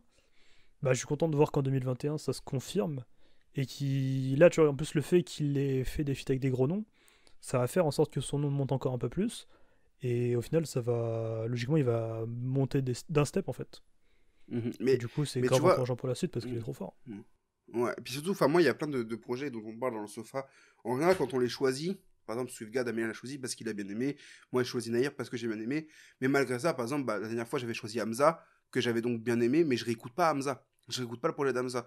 Et en plus, en ce moment, je trouve que c'est vraiment dur de réécouter les sorties. Ou en tout cas, je suis plus dans une gamberge de réécouter des trucs plus anciens que des sorties, personnellement, je sais pas toi. Ah, je suis à fond là-dedans. Genre, littéralement, je suis devenu un vieillard. J'écoute que. En plus, je suis un peu dans une période boulimie musicale où vraiment j'écoute au moins un album par jour. Un nouvel album par jour que Ouais. je connais pas. Mais du coup, c'est rarement des projets récents en fait. Et que du coup, même des Ouais. fois, quand on doit choisir des sons pour le sofa, des fois, je. Tu vois, par exemple, le Salif là, bah, c'est avant même qu'on le choisisse, bah, je réécoutais déjà énormément, tu vois. Et Ah, c'est mais je peut-être te, je une te capte à fond. transition. Alors, c'est une transition, mais ce que je veux dire par là, c'est que surtout, Ah, mais en vrai, bah, on est je pense que d'accord. Nahir, c'est malgré tout ça, c'est que je trouve que Nahir, je pense, c'est un projet que je vais réécouter parce que je trouve qu'il a des choses à proposer, Nahir. Et je regarde presque de me le prendre réellement que maintenant, alors que ça fait quelques mois, quelques temps qu'il balance des trucs. Et c'est un artiste que je trouve intéressant, qui a vraiment des choses à proposer et qui peut potentiellement, je pense, s'affirmer avec le temps. Et malgré tout ce que j'ai dit sur les feats, voilà, je tiens quand même à rappeler que je suis pas juste écrit, qu'en vérité, les feats sont bons, hein, ils sont réussis. Que c'est juste en tant qu'intégration dans un projet, dans un tout d'univers et de cohérence que je me le prends pas. Mais après, ça dépend. Est-ce que c'est un album, une mixtape? Il y a toujours cette question-là qui se pose. Si c'est une Moi mixtape, qui c'est pas accorde. choquant. Si c'est un album, c'est Voilà. dommage. Moi qui accorde un peu d'importance, ça c'est dans ce sens-là. Mais voilà, et vraiment gros coup de cœur pour du coup le morceau Thérapie, effectivement, le bus et tous ces trucs-là. Et En je tout vous cas, conseille vivement de l'écouter. Nahir Hein, voilà. est dans le viseur. Nahir est dans le viseur, effectivement. Euh, voilà. Playlist à retrouver sur toutes les plateformes. Effectivement, une playlist que j'ai mis à jour hier et que j'ai mis à jour, mais surtout avant ce que je faisais, c'est que je mettais à jour, je laissais des anciens et puis je mettais des nouveaux sons. Là hier, j'ai tout supprimé et j'ai mis 63 nouveaux morceaux. Il y a 63 Donc, morceaux à découvrir qu'est-ce que vous potentiellement. attendez? Mettez pause, Ah allez ouais. écouter la playlist et revenez ici. Ouais, la playlist elle est longue par contre, hein, donc finissez l'épisode. On va donc passer à Salif et après vous pourrez aller écouter la playlist. Amélien, Salif, pourquoi tu choisis Salif? Donc Salif, bah oui, c'est un. Donc pareil, le disque est, comme on disait, un peu ancien. Et l'ambiance est vachement différente des deux précédents. Quoique, on pourrait un peu rapprocher vraiment vite fait, mais bon, pas vraiment quoi. Mais bah, pour parler un peu de Swiftgad, tu moi, veux dire? parce que. Bah, un peu des deux, un peu de. Tu mélanges Oh, un peu, ouais. Nahir, Swiftgad. C'est qu'en plus, je crois que c'est le premier projet de Salif. Donc il y a vraiment un côté où il arrive avec l'Agnac et tout quoi. Mais du coup, ouais, pour parler un peu de moi, parce que bah, les podcasts, c'est un peu des thérapies. Moi, je sais que c'est un disque qui me touche. Genre, des disques. C'est un disque qui me touche quand vraiment j'étais encore ado, tu vois. Et genre, je me souviens que même Salif, sur un vieux MP4, j'avais des titres de lui. Pas forcément de ce projet-là, mais tu sais, tout ce qu'il est. T'avais Ghetto Youth, t'avais Elle est partie, Jay-Z, Dur d'y croire, enfin, tous ces morceaux comme ça, là. Où du coup, je savais pas trop qui était Salif, je savais pas à quoi il ressemblait. Mais je les avais. Je l'écoutais sans trop savoir ça, quoi. Mais et puis c'est assez particulier comme album parce que c'est pas le disque le plus cité de Salif, ce qu'on a l'habitude d'entendre, ouais, Curriculum Vitae, Bullet Boy, Prolongation et tout, tu vois. Mais après toi, je sais pas, est-ce que tu peux nous parler peut-être de ta relation avec Salif ou avec ce disque, comme dirait encore une fois Alors, Monsieur Dacrose. moi, je vais surtout parler de Salif. Moi, Salif, je l'ai découvert donc en 2010, moi, personnellement. Enfin, un peu avant, parce que moi, je l'ai découvert plutôt à l'époque de Curriculum Vitae. Mais moi, le premier disque que j'ai vraiment découvert de Salif en entier et que j'ai attendu, je crois que c'est même le premier disque de rap que j'ai attendu, dont j'ai attendu la sortie minutieusement. C'est Qui m'aime me suive, donc sorti en juin 2010. Le 10 juin 2010? Le 18 juin? Non, le 10 juin 2010, je Mais crois. c'est Curriculum Vital, là, pas Vitae, je crois. Ouais, mais je crois qu'il y avait un jeu de mots, Vital. Vital. Ouais, Ok. c'est Vital, ouais, mais moi je suis resté bloqué sur Non, c'était Vitae, pas sûr, mais c'est oui, c'est que Vital. je me suis dit, attends, j'ai Oh, mais toujours dis-le, mal hein, dit tu peux dire, depuis- je suis qu'une merde. Non, c'est Curriculum plus, Vitae, je sur suis lequel il y peur avait pour moi. le. J'ai peur Non. pour moi en mode, attends, depuis le début je le dis mal, tu vois, il y a vraiment les trucs, Et tu cherches donc à me ridiculiser en plein sofa. Je comprends. on peut Curriculum. couper à tout moment. Je laisserai. Curriculum Vitae, sur lequel il y a donc le morceau J'hésite qui a été repris en Incroyable. clin d'œil par Ben PLG. Et on parle jamais assez de Ben PLG. J'aime beaucoup cet artiste. J'avais prévu de Mais- le mentionner si tu voulais. Ah bah tu vois comme quoi. Mais du coup moi c'est du coup Qui m'aime me suivre, sorti en 2010. J'ai même écrit un article sur ce projet qui est pour moi l'un des, tu vois, l'expression album de chevet. Qui m'aime me suivre, je crois que c'est l'un de mes albums de chevet, tu vois. C'est un album que j'aime énormément, que je réécoute beaucoup. Et avec le temps je vois un peu plus ses défauts évidemment, mais j'ai beaucoup d'affect pour cet album. Et donc voilà, donc moi Salif c'est un artiste que j'aime énormément, qui a longtemps été rattaché pour moi à cet album, pour le coup, tu vois, genre vraiment Qui m'aime me suivre, c'est cet album, et Salif c'est Qui m'aime me suivre et pas autre chose, tu vois. Ce qui est dommage, Bah, vu tout ce qu'il a fait D'autant avant. plus que toi, t'as eu même un article qui pendant longtemps te rongeait parce que t'arrivais pas à l'écrire tellement t'appréciais le projet, si ma mémoire est Ouais, bonne. ça. Bah, c'est simple, d'ailleurs, à l'heure où on enregistre, hier ça a fait 5 ans que cette culture existe. Donc Amélien m'a rejoint à la fin de la première année, mais moi dès la première année où j'ai créé le site, j'avais envie de parler de cet album. Donc ça fait, et donc du coup toi qui es là depuis le début presque, tu vois très bien que ça fait tellement longtemps que je voulais en parler de cet album. Ah mort, J'ai ah mis mort. du temps et ça me mangeait parce que je savais pas par quel angle le prendre. Et un jour je me suis chauffé et hop c'est parti quoi. Mais voilà, Salif, pour moi, ça a longtemps été rattaché à cet album-là en particulier, parce que pour tous les souvenirs que j'y accorde, que j'y attache. Mais du coup, évidemment, euh, Est-ce que t'aurais une raison pour laquelle d'ailleurs t'arrivais pas à écrire dessus pendant qu'on y est? bah, moi, personnellement, j'ai beaucoup de mal à écrire sur des albums ou des artistes que j'apprécie, non pas que j'apprécie, que j'affectionne plutôt particulièrement. Moi, j'ai beaucoup de mal à ça. Il y a un truc où en fait, j'arrive pas à être assez. Alors, évidemment, la musique c'est subjectif, mais moi j'aime bien y apporter une petite touche d'objectivité dans mes chroniques, dans mes critiques. Parce que j'estime que c'est ce qui est le plus intéressant. En tout cas, moi, c'est ce qui m'intéresse à faire. La preuve, par exemple, tu vois, avec Nahir, où j'ai su, bah, du coup, cibler les points que je trouvais, entre guillemets, négatifs, les petites zones d'ombre. Et du coup, quand je suis trop attaché à un album ou à un artiste, c'est dur d'en parler de la façon juste, en fait, selon moi. Et du coup, c'est pour ça que je mets du temps à vraiment me pencher dessus. Et à avoir le déclic, quoi. Ok. Mais du coup, voilà, Tous ensemble, chacun pour soi, c'est un album que du coup j'ai découvert un peu sur le tard. Je saurais pas te donner une période, mais je sais que j'ai découvert un peu sur le tard. Mais c'est un album que j'aime beaucoup et qui m'a donc rappelé que Salif, bah, du coup, c'est pas que Qui m'aime me suivre, du coup, et que c'est aussi toute une carrière qui est juste énorme, impressionnante, et que c'est juste un monstre en fait, quoi, Salif, quoi. Mhm. Donc ouais, toi tu le prends vraiment plus tard au final. Tu le prends pas genre quand. Ouais, bien sûr. Bah, sinon, je vais pas dire quand ça sort parce que quand ça sort on est des enfants logiquement. Donc. J'avais 5 ans. C'est ça qu'en fait, même nous on peut pas trop parler d'influence parce que bah comme on a dit, Non, c'est des ouais. causes quand c'est sorti quoi. Mais par contre on peut voir un peu la nouvelle génération de rappeurs un peu qui, on peut voir en tout cas que ça les a marqués, donc que ce soit Salif ou ce projet là tu vois. Mais tu prends tu vois des Gizmo qui, alors je crois que c'est l'outro qui reprenait sur le projet normal, il me semble.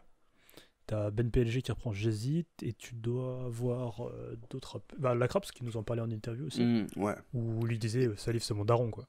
Ouais. Ouais, puis en plus bah, ils en parlent notamment plus dans le, enfin je trouvais ça super intéressant dans l'épisode donc featuring, Ah, donc, tu pour me ceux la qui voles. connaissent pas, mais logiquement c'est le podcast de Driver, donc bah, je pense que tout le monde connaît, mais bref, où du coup Madizem est invité, et en fait il parle justement de ce côté là de la vision de 2021 sur Salif, où tout le monde dit que c'est un génie et tout le monde dit bah il devrait revenir. Et parce que moi du coup, bah, nous on fait plus partie je pense de la génération qui l'a un peu écouté mais qui se l'est pris un peu a posteriori et qui le trouve génial, plutôt que ceux qui disent waouh sa posture est... Ouais, c'est ça. Enfin, Quand j'ai écouté le quand j'ai écouté le podcast, je me suis dit bah ok, Madizem est totalement en train de nous tirer dessus. En fait, j'ai compris que non, il parlait vraiment des gens qui étaient à l'époque présents quand Salif rappait et qui ne lui ont pas apporté suffisamment de force ou de soutien à cette époque-là. Et nous, on n'est évidemment pas visibles puisque à cette époque-là, on ne pouvait rien faire et on était trop jeunes pour il pouvoir est faire sorti en quoi quoi, que ce soit. 2001 2001, effectivement, cet album, ouais. Ouais, on a 4-5 ans donc bon. 4-5 Puis même, ans, enfin, que ce soit cet album-là en 2001 ou même tout ce qui a suivi derrière jusqu'à du coup 2010 et Qui m'aime me suivre, quoi. Ou d'ailleurs, oui, Qui m'aime me c'est suivre.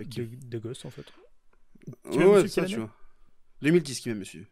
Ouais, donc on avait 13 piges, donc ouais, 13-14 ans, tu peux pas Ouais, faire grand chose. Surtout qu'en plus c'est une fin de carrière, donc bon, tu peux encore moins puis une faire fin de carrière et aussi un moment où en fait il il est lassé du rap, hein, ceux qui même me suivent. Il y a tout un truc en fait, il est pas vraiment lassé du rap, mais en tout cas, il a aussi tout un versant un peu plus rock qui commence à prendre de la place sur qui même me suivent, et où il se questionne sur sa place en tant que rappeur, et il y a un morceau qui s'appelle Salif versus Salif, où il confond deux visions, un Salif qui a envie d'évoluer, et un Salif insulté, de hip-hopper par l'autre version de Salif, de mec rattaché à une époque hip-hop, old school, nanana. Et c'est pour ça qu'il y a aussi ce truc de Salif en 2021, je pense qu'il s'éclaterait. Genre, le rap, il est tellement, tu peux faire tellement de choses dans le rap et t'affranchir de tellement de codes que je pense qu'il pourrait s'éclater un peu plus musicalement. Tu vois. En tout cas, par rapport à ce qu'il raconte sur qui même me suivent, quoi. Et même un peu sur Curriculum Vitae. Et pour boucler justement va dans ce sens. la boucle avec c'est noté. Pour boucler un peu la boucle avec featuring, c'est que du coup en fait je trouve ça trop intéressant de, en fait moi en grandissant je trouve des qualités à cet album, donc on va revenir dessus, tu vois, mais je trouve que c'est un album qui est super intéressant, mais en fait d'apprendre qu'au final les morceaux que j'aime énormément sur ce projet, bah c'était pas forcément les morceaux que Salif aimait faire, et que c'était plus une sorte de direction un peu imposée par For My People, du coup notamment par Cool Chain, du coup. Et en fait c'est trop intéressant de ce paradoxe là où tu te dis, bah tu vois, tout ce qui est notre vie se résume en une seule phrase, les durs d'y croire, enfin tous ces morceaux là un peu sociétaux entre guillemets, où tu sais, où même il y a un vrai bilan sur sa vie, où il est ultra introspectif, il est dans le tu sens qu'il écrit vraiment, enfin c'est du réel, tu vois, il y a un côté où tu peux pas l'inventer ce qu'il rappe, tu vois. Et bah au final tu dis c'est pas les morceaux qu'il préférait faire, ça te fait un petit recul sur le projet où tu dis ah ouais ok bah ça. Du coup pour la précision, et on vous dirige vraiment là, on va passer sur la partie, on va parler de l'album en tant que musique, on a parlé un peu de notre rapport, on va parler de musique, mais moi je vous redirige vraiment sur ce podcast de Driver avec Madizem, où en fait on apprend plein de choses, et notamment sur tout ce qui entoure la création du projet. Et ce que vient de dire Amélia, en fait, c'est qu'il y a ce truc en fait, Cool Chain a vraiment insisté sur le fait que Salif, faut que t'écrives bien, à une époque où par exemple Salif disait par exemple, ou faisait entendre qu'il voulait plus ou moins faire du booba. Donc je veux pas déformer les propos de Madizem, mais un truc où en fait il en avait rien à foutre de rapporter les problèmes sociaux. Il voulait peut-être un peu plus s'amuser au micro, et voilà, et dans une autre imagerie en tout cas. Cool Chain lui a vraiment mis lui a forcé la main pour qu'il... Ouais, c'est ça, donc voilà. Mais écoutez le podcast, parce que Madizem l'expliquera beaucoup mieux que nous. Mais du coup, vas-y, carrément, on va parler du projet, et du coup mais le plus aigu que j'ai entendu de ma vie. Mais il est encore plus aigu celui-là. Du coup, ouais, tu parlais de dur d'y croire, de tout ça. Toi, c'est ça que tu retiens du projet, du coup? Ouais, bah en fait, moi, ce que j'aime énormément avec ce projet, où je reviens dessus pour ça, c'est que au-delà du fait que... Parce que du coup, les productions, elles sont folles. Moi, je trouve que c'est des instrus qui, en 2021, je pourrais les entendre et me dire, bah voilà, tu peux rapper sur ça, et ça me choque pas, tu vois. Parce que, tu vois, un morceau comme Dur d'y croire, ou même... parce que, bah, je vais essayer d'être plus explicite. Mais en fait, moi, ce que je trouve fort chez Salif, c'était du coup ses capacités d'écriture, et c'était le fait de mettre des mots sur des trucs précis, tu vois. Et que ce soit un mal-être, que ce soit... je crois que j'en avais déjà parlé dans un épisode, mais il y avait un moment où, tu sais, par exemple, il parlait de la relation avec son daron dans Dur d'y croire, tu vois. Où à la fin, le couplet finit par son daron qui dit que c'est un bon à rien. Et je me souviens que la première fois que j'avais entendu ce morceau, je me suis dit, ça doit être dur. Tu sais, il y avait un côté, tu sais, tu sais, il y a une force dans l'interprétation et dans l'écriture chez Salif que je trouve magnifique, et qui est ultra touchante. Et même si c'est pas l'album qui ressemble plus à ce que fera Salif après, parce que ce sera après beaucoup plus... Là, il y a un côté un peu encore de divertissement, tu sais, même si on parlait d'un peu de l'esprit NTM et tout, il y a quand même un côté où tu as des morceaux. Tu vois, je te coupe la parole, excuse-moi, mais en fait, ça me rappelle ce que moi, du coup, j'aime sur ce projet, c'est qu'en fait, c'est plus les moments où en fait Salif va s'amuser. Moi, je pense au morceau Faut que les gens comprennent, par exemple, où il y a même de l'acting, tu vois. En fait, c'est un projet où je trouve que l'aisance et l'insolence avec laquelle Salif peut poser au micro, moi, c'est peut-être ce qui va le plus me marquer et peut-être m'amuser. Même si tous les morceaux un peu plus sociaux et dur d'y croire, moi, je sais que c'est quelque chose, en vrai. Dur d'y croire, moi, c'est un morceau que j'ai adoré, évidemment. Mais voilà, moi, du coup, voilà, je reviens dessus, excuse-moi, mais faut que les gens comprennent, tu vois, c'est un titre qui m'amuse beaucoup, même ce moment où en fait il échange avec un journaliste et qui dit et voilà, on est à une compétition de la sucerie.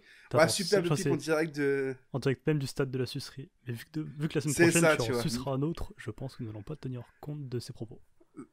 J'aime trop ce passage. J'aime trop ce passage. Il y a un côté où tu sais, il y a tout le rapport un peu de soit les journalistes un peu trop complaisants, soit les... Enfin, c'est un peu un marque-page d'une époque, en vrai de vrai, tu vois. Ou à un moment où, tu sais, t'as un peu la frontière média généralisme, parce qu'aujourd'hui, on s'en bat un peu les couilles, tu vois. Mais et là, c'était un peu une époque où, en vrai, le journalisme, il y avait du sens. Non pas que ça n'a pas de sens et que je tire sur les confrères, tu vois. Mais il y a un côté où, là, c'était vital, en fait, que quand t'avais... bah, tu vois, par exemple, je sais on sait que donc, Salif et Bousquepé, par exemple, bah, ils étaient assez proches, au final. Même si c'était assez... c'était une relation particulière, mais en tout cas, il y avait une sorte de proximité. Est-ce que tu dirais que c'était de l'amour-haine? C'était de l'amour, vache. De l'amour-vache. Non, mais genre... en tout cas, oui, tu sais, t'avais ce côté-là où le rapport avec les médias rap, il était un peu différent d'aujourd'hui, où maintenant, bah, il y en a Ouais, un bah milliard oui. et c'est plus facile d'avoir des relations C'était avec même les... des médias rap qui te ressemblent, en fait. Ouais, c'est ça, tout à fait, tu vois. C'est une autre époque.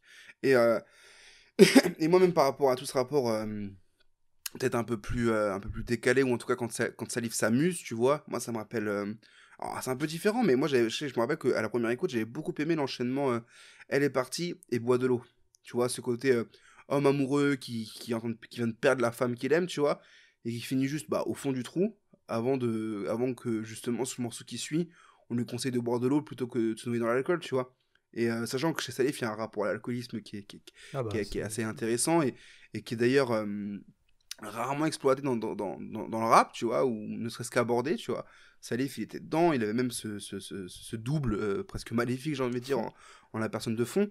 bah, ça a été un peu repris par Gizmo, un peu Et... différemment, parce que du coup, lui, c'est un peu plus dans l'esthétique, enfin, ça lui ronge la vie aussi, tu vois. Mais il y a un peu une sorte de... Je joue un peu avec cette esthétique-là. Je crois que c'était Sandra Gomez qui en parlait dans un...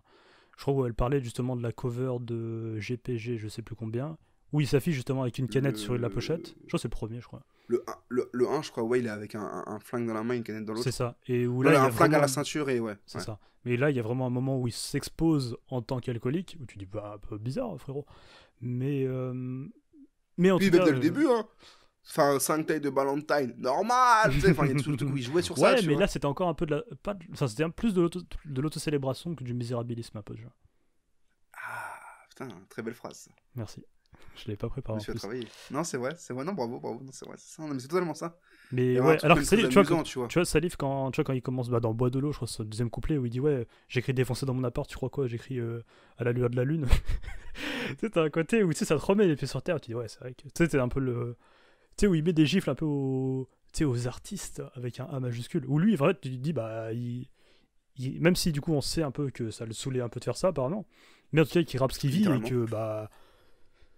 Enfin, je sais pas, je trouve qu'il y a une puissance lyricale et une manière d'écrire, et même c'est vrai qu'on n'en parle pas souvent, mais l'interprétation, elle est assez folle. Même tu Tu prends vois, puissance l'introduction. lyricale et puissance émotionnelle, quoi. À fond, à fond. Bah, ça va ensemble pour moi, mais Ouais.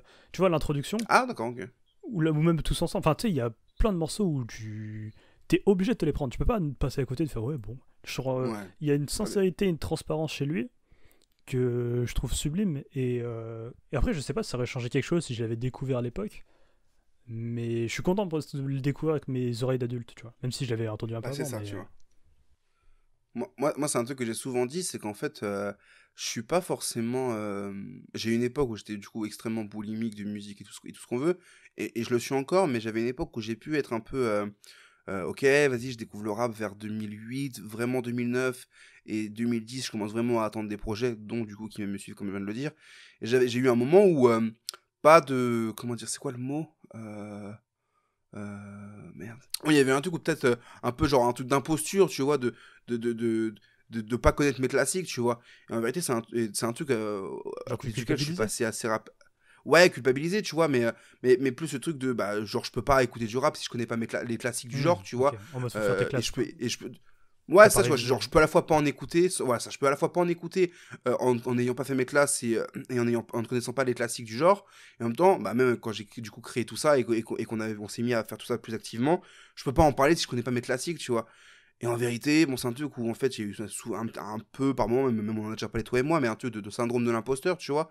Alors qu'en vérité, je sais que finalement, je connais cette culture et je peux pas dire que je la maîtrise à 100%, mais qu'en tout cas, je la respecte et que je connais un minimum les bases, tu vois, pour en parler. Mais en fait, je suis content de découvrir certains classiques avec un œil plus adulte, tu vois ce que je veux dire. Et c'est ce que tu viens de dire par rapport à cet album-là, c'est que du coup, je sais que je l'ai découvert assez tardivement. Je pense que j'approchais de peut-être des 16-18 ans, tu vois. Et donc, du coup, ouais, je devais avoir 18-19, je sais même plus, tu vois. Mais bref, Dans ce là quoi. j'avais un regard. Ouais, tu vois, j'avais un regard où en fait je pouvais comprendre plus de choses, tu vois. alors que si jamais je l'avais découvert en 2010 sur un truc de boulimie, enfin je sais qu'il y a des projets que j'ai découvert en 2010 où j'étais là, où je courais derrière tous les classiques possibles pour tous les écouter le plus possible, où j'ai aussi une période où je voulais être là en mode vas-y, moi j'écoute du rap US, je connais Tupac, tu vois, et des trucs où en vérité bah c'était complètement con parce qu'en fait je comprenais pas ce que j'écoutais juste pour les avoir en stock et me dire ok, j'ai écouté ces classiques là, mais est-ce que je les comprenais réellement? Je sais pas, avec du recul je les ai tous réécoutés, donc maintenant je sais que je les comprends, donc c'est dur de dire que je les comprenais pas à l'époque parce que j'en ai pas de souvenir, mais je sais qu'il y a des projets, je suis content de les découvrir plus tardivement parce que je les comprends mieux, et Bah, c'est un peu typiquement ce qu'on 60 disait chacun pour avec soi, Ilyes dans le dernier épisode. Dans ce côté recul critique que t'as plus tard, parce que t'as laissé le voilà. temps et t'as laissé le temps au temps, quoi. Exactement. Et cet album-là, et même le réécouter pour préparer cet épisode, et je l'ai même préparé 2 fois, du coup, hein, il y a 2 semaines quand ça n'a pas marché l'enregistrement, et cette semaine, bah, je sais que je reviens dessus avec un œil du coup encore plus adulte que quand je l'ai découvert, où j'étais déjà plus adulte, mais là je le redécouvre, et je le redécouvre, et je le apprécie, et je le comprends mieux. Bah ça, là-dessus, je suis content, tu vois. Il y a un truc qui s'ajoute et qui apporte beaucoup, je trouve. Mhm. Mais après, pour revenir sur le côté Salif interprète, je trouve que justement, bah, tu vois, quand on parlait de Bois de l'eau, comme Elle est partie, ou même l'introduction, ou tous ensemble, il y a un côté où ce que je trouve fou, c'est que ça aurait pu être un excellent acteur. Parce que il avait une prestance. Enfin, on dirait qu'il est décédé. Ça fait trop bizarre de parler de lui à l'imparfait, mais en tout cas, il y a un côté où, au-delà de sa sincérité, sa transparence, ou sa qualité d'écriture, tout ce qu'on veut, bah, en fait, quand il est là, après, je sais qu'il dans le. Merde, comment le Fifth Story ça s'appelle? Le truc de Bouscapé? Ouais, je crois, ouais. Fifth Story. Où J'allais dire tu Fifth raconte, mais non, je vois que c'était Fifth Story. Ouais. Fifth raconte. On de la raconte sur Europe 1. On leur proposera. Mais tu le vois et en fait, bah gros, quand il parle, il en a pas. On booste le média et dans 15 ans, on fait Amélien raconte si tu veux, il n'y a pas de souci. Ce sera avec grand plaisir. Si on y arrive. Comme dirait Booba, chanceux si j'atteins la trentaine. Ouais. Mais pour revenir ouais, à je vois ce que Salif, tu veux dire. Ouais, c'est ça. C'est qu'en fait, il en a posé et il y a vraiment un moment où il est marquant et où... Après, je répète un peu ce que je disais il y a 5 secondes, mais enfin, t'as capté quoi. Ouais, mais après, tu sais, moi, il y a toujours ce truc de. Je ne suis pas sûr, je ne pense même pas que ce soit mon projet préféré de Salif. Moi non plus. Moi, je sais que j'aime beaucoup Burna Boy et Prolongation. J'ai eu Prolongation, c'est un peu pour la longueur où je me suis un peu moins pris. Mais pareil, c'est le genre de projet où je les réécoute aujourd'hui. C'est un double, hein, c'est un 23, c'est un 14 et 23, attends. Ouais, 14 et 23 titres. Donc ouais, c'est un projet qui est long, tu vois. Mais ouais, c'est plutôt en fait la puissance de certains morceaux de. Bah, après, il y en a aussi dans. Tu prends Curriculum Vitae, il y a pareil, il y a plein de morceaux que tu te prends à mort, tu vois. Mais tu vois, sur le Tous ensemble, chacun pour soi, moi, il y a un côté où en fait, je suis j'ai une relation assez proche avec cet album parce que souvent, j'ai envie d'y revenir. C'est trop bizarre et ça me le fait un peu moins sur enfin, je reviens aussi, mais. Ah, ça je l'ai passé, ce sentiment sur cet album. Tu vois. Et moi, c'est surtout pour les prods, en fait, je pense. Parce que, au-delà du fait qu'il rappe bien, il y a un habillage musical que je trouve parfaitement. Enfin, tu sais, il y a vraiment l'écran. Tu sais, il y a vraiment. Tout est. Non, mais c'est vrai, non, mais c'est réel. En fait, c'est trop bien travaillé. Et du coup, bah, je crois que c'est Madizam qui fait toutes les prods. Apparemment, parce qu'apparemment, c'est Kondo, ouais, c'est plus pour l'arrangement business. Ouais, effectivement. Non, je crois qu'il y a une prod d'Oxy sur Bois de l'eau. Ah, il y a une ou deux prods d'Oxy, je crois. Oui, effectivement, ouais. Mais oui, globalement, il y a un truc où Madizam, il a fait. Voilà. Et c'est ce qu'il fallait pour lui, quoi. Ouais, c'est totalement adapté au personnage, à l'artiste qu'il est, et d'ailleurs ça même à l'humain qu'il est, et de ce qu'il a raconté, que ce soit un peu forcé par Cool Chain sur l'écriture, ou que ce soit sur un truc un peu plus libérateur, sur des trucs un peu plus, j'ai pas envie de dire débile, tu vois, mais voilà, typiquement, il faut que les gens comprennent ça. Ouais, plus léger. On sent ouais, plus léger, on sent qu'il s'éclate juste, tu vois. Bah d'ailleurs, tiens, tu parlais de guitare de Gizmo, mais je viens de me rappeler que le premier titre du morceau, c'est Viens dans mon monde. Ça rappelle peut-être un peu le Entre dans mon monde de Gizmo, du coup. Tu sais, il y a une filiation logique entre Gizmo et Salif, où je pense que, c'est peut-être le plus grand. Gizmo, oui. C'est peut-être un des plus grands fans de Salif, je pense. Parce que moi, très tôt, en fait, je l'ai entendu parler de. Gizmo, c'est l'enfant de Salif, quoi, en fait. Je pense qu'il l'aurait adoré, mais non. Mais en tout cas, il y a eu un. Ah, mais enfant, je veux dire, en termes de genre en mode. Musical. Peut-être tout à l'heure, t'as dit, genre, comme quand la Craps, il a dit, ouais, Salif, c'est mon père. Genre, je pense Gizmo, il doit le penser quelque part musicalement, tu vois. Après, est-ce que dans l'exécution, il a réussi ou pas? Ça, c'est un autre Ok, débat que moi je j'ai crois que pas c'était envie dans ça. d'avoir maintenant, tu Je crois vois. que c'était dans ça que tu me Non, parlais. non, j'étais en non, mode, non, du tout, du tout. J'ai des du réserves, tout. tu vois. Non, du tout. Mais en tout cas, il y a eu ce côté-là où en fait, même eux, enfin, en vrai de vrai, on peut leur trouver plein de points communs parce que bah, je pense que Gizmo, enfin, en tout cas, Salif, c'est l'artiste que Gizmo a dû le plus écouter dans sa vie, tu vois. Ouais, je pense, ouais, bien sûr. Non, enfin, le projet marche trop bien, mais comme tu l'as dit, notamment par les prods. Et je trouve qu'on commence à tourner un petit peu en rond, Ouais, mais... à fond, de toute façon, bah là, on mais, a quasi terminé, je pense. Mais en ouais, tout cas, je trouve que c'est un projet qui, même s'il est sorti genre il y a 20 piges, bientôt. Enfin, ouais, j'ai putain, pas la Vampiro, date du coup, exacte, ouais. mais de toute façon, il est 2001, quoi, donc ouais, Ouais. il fait ses 20 ans cette année, quoi. C'est ça. Et que du coup, en fait, c'est un projet qui est important à réécouter parce que bah, c'est. Ouais, enfin, il y a vraiment de quoi faire et c'est pas un projet. Enfin, il y a plein de projets de 2001 où tu te dis, bon. Tu sais, ce côté un peu spéléo dont on parle souvent, tu vois, c'est ce côté où tu vas déterrer des trucs. Et là, je trouve que. Bon, il y a quand même des prods qui ont mal vieilli, c'est sûr et certain. C'est pas non plus. C'est pas LMF, tu vois.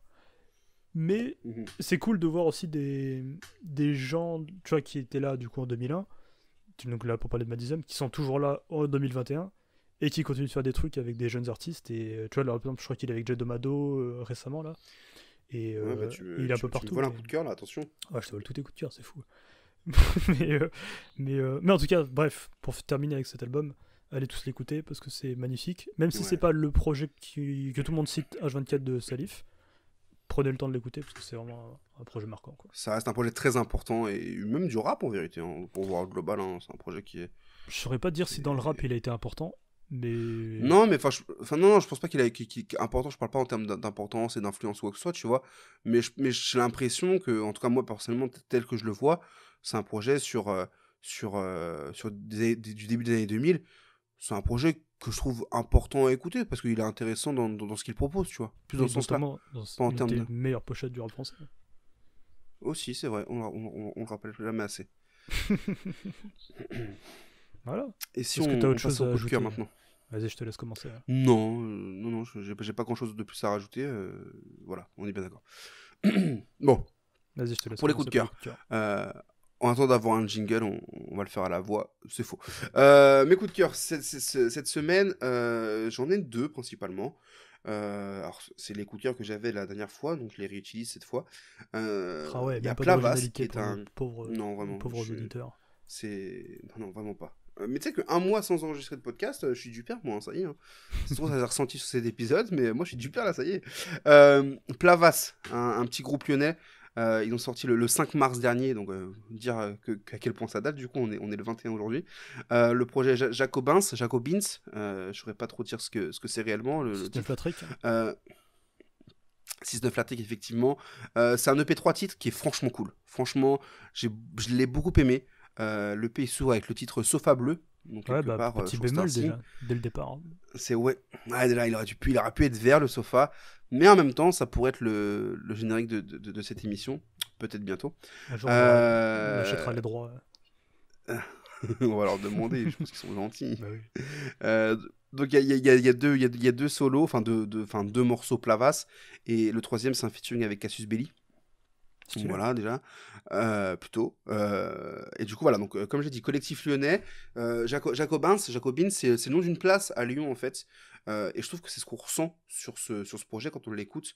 Pas forcément que c'est un rap lyonnais, mais plutôt que c'est attaché à un espèce d'espace, à un moment. Je trouve que en 3 titres, ils arrivent presque à transmettre un espèce de fragment de vie, entre guillemets, qui fonctionne vraiment bien, je trouve. C'est vivant, c'est percutant, c'est inspiré, j'avais envie de dire. Voilà, le mot est lâché. Wow. Je pense à l'ouverture du titre Roulette russe, qui va totalement dans le sens de l'inspiration et de la motivation.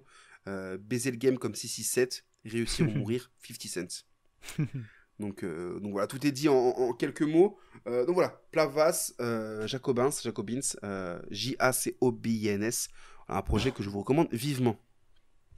Seconde recommandation, c'est encore un 3 titres, décidément, c'est 2021 sera aussi l'année des... Voilà, hein, 2020 c'était les EP, 2021 on va continuer avec les EP. Voilà, c'est un EP de Rob Desblocs, anciennement Robin Desblocs, que je trouvais plus facile à prononcer que Rob Desblocs, mais ça marche aussi.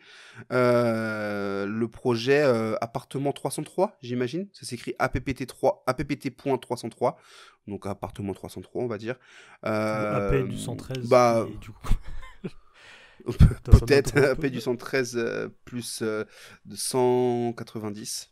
Je suis pas sûr de mon calcul.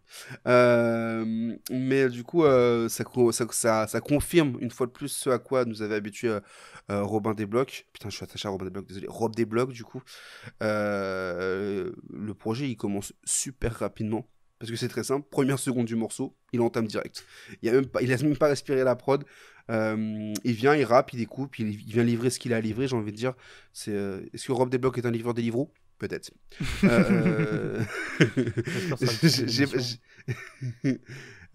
je trouve que c'est un rap qui est finement pensé, finement travaillé, finement ficelé. Technique, si tu veux employer ce terme, Amélien. Mais voilà, je trouve que c'est un projet qui peut totalement plaire et c'est très bon et vivre Rob Desblocs, quoi. Ok. Et si, j'ai une troisième recommandation, du coup, comme je l'ai dit plus tôt dans l'épisode, j'en ai même deux en fait. Donc en fait, ça fait 4 recommandations. Jalito, avec le projet Peinard et Confiant, voilà, il y a un article à retrouver sur le site 7culture.fr, CUL7URE.fr. Peinard et Confiant, un projet, effectivement, sur YouTube et sur les réseaux, un projet 14 titres. Ouais, c'est un 14 titres, je crois, si je dis pas de conneries, que j'ai bien aimé, parce que moi, Jalito, je le suis depuis un an, un peu plus, ouais, environ un an, depuis le premier freestyle en règle. J'aime bien ce qu'il fait, j'aime bien ce qu'il propose, et je trouve qu'avec ce projet, ça fait une bonne carte de visite très très solide, où il explore 2 univers. Il y a des featuring avec Guy de Besbar, donc j'ai dit dans cette émission à quel point j'aimais Guy de Besbar et ce qu'il proposait. Il y a Niro aussi, du coup, sur le projet, le feat avec Niro, c'est d'une évidence, dans la voix, dans l'intonation, dans l'énergie que livre Jalito depuis un an maintenant.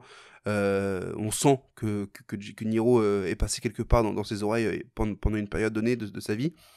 Voilà, feat logique, les deux s'amusent. Gros coup de cœur pour les morceaux Avalanche et Passionné. Okay. Et enfin, une recommandation pour un projet qui ne sortira que le 2 avril, qui a été annoncé. Le projet Noor, N-O-O-R, de Jadomado. Il me faut d'autres écoutes, donc pour le coup, c'est pas la recommandation la plus explicite, mais j'ai eu la chance de pouvoir l'écouter. Je vous le recommande vivement. Et justement, tout à l'heure, on parlait de Madizem. Donc voilà, Madizem travaille avec Jadomado. Et c'est un projet que je trouve extrêmement intéressant. Et Jadomado est un artiste à suivre réellement parce que je trouve qu'il rappe trop bien, en fait. Le mec est juste trop fort et ça fait extrêmement plaisir. Il a tout baisé, de toute façon, en 2021. C'est tout ce qu'on lui souhaite. Du coup, c'est à moi. Donc, pour les coups de cœur, avec beaucoup d'enthousiasme, comme toujours. Là, on parlait de rappeurs qui écrivent bien. Donc, moi, je me suis refait il n'y a pas longtemps d'une trajectoire de Kazé. Et rien que dès l'intro, tu te prends des gigabaffes c'est des seaux d'eau froide ou. En fait, je pense qu'il faut le lancer pour comprendre l'étendue. Parce qu'en fait, Kazé, c'est pareil, c'est une rappeuse où tout le monde en parle un peu, tout le monde voit qui c'est, mais on sait. Enfin, il y a pas mal de monde qui l'ont jamais écouté, mais qui voit son nom revenir, notamment via le maxi. Je crois que c'était J'avance avec La Fouine, parce qu'on n'a pas fait de point La Fouine dans cette émission. Mais je crois que c'était 2001. On en a parlé quand même. Ah ouais? Non, on l'a pas placé. Ouais, par rapport à 2006, par rapport à 2007-2010, Rimka, La Fouine. Ah oui, c'est vrai. Voilà. Autant pour moi. Mais c'est vrai que tu l'as placé discrètement. C'est vrai, bien joué. Non, mais en tout cas, ouais, c'est dans ces rappeuses, artistes, on va dire, qui découpent et qui te mettent des gifles. C'est toujours cool de. C'est ça que du coup, quand tu l'écoutes et que t'as une vie moyenne, t'as envie de t'énerver contre plein de trucs. Et tu dis, je vais dans un bureau et je vais m'énerver contre des gens qui. Donc, bref. Écoutez Kazé, simplement, je m'arrêtais là. Et sinon, je suis retombé dans les... En fait, pareil pour Rakim, où autant Kazé je connaissais, mais autant Rakim, je me suis dit, j'ai toujours entendu des gens citer Rakim sans jamais vraiment l'écouter. Donc je suis allé me refaire son projet qui s'appelle je sais plus combien, je crois que c'est 18e lettre, The 18th, avec le th à la fin, letter. Donc la 18e lettre en français, quoi. Et pareil, ça c'est incroyable. Et tu te dis, ok, c'est pour ça que tout le monde le citait. Enfin, tu sais, j'ai un côté très kiffant. C'est comme quand je m'étais refait un peu les projets de Ghostface Killah, où tu te dis, ah oui, en fait, c'est pour ça que tout le monde cite ça comme une référence. Et c'est une bible, en fait. Et t'as vraiment le pur jus originel. Et sinon, Shadé Love Deluxe, qui est assez évident comme. Donc il y a assez peu de trucs récents, mais que des projets incroyables. Et donc voilà. Voilà, fin d'épisode. Bah, fin d'épisode avant que je choisisse l'album dont on parlera dans 2 semaines. Pardon, c'est vrai. Après, je te rappelle que toi, dans le dernier épisode, t'avais oublié qu'il fallait refaire ça. Donc, C'est vrai, bah oui, non, mais je vois que tu me rends l'appareil. Et je vois que. Écoutez Jay-Z. Eh bah, tu parles de Jay-Z? Oh. Eh bah, on n'est pas loin. Merde. Parce que Jay-Z apparaît. Jay-Z apparaît dans l'album que j'ai choisi pendant 2 semaines. Ouais. Et oui, voilà. Donc on parlera de God Forgives I Don't dans le prochain épisode. Donc ça devrait être cool, je pense. Voilà. Tchuss.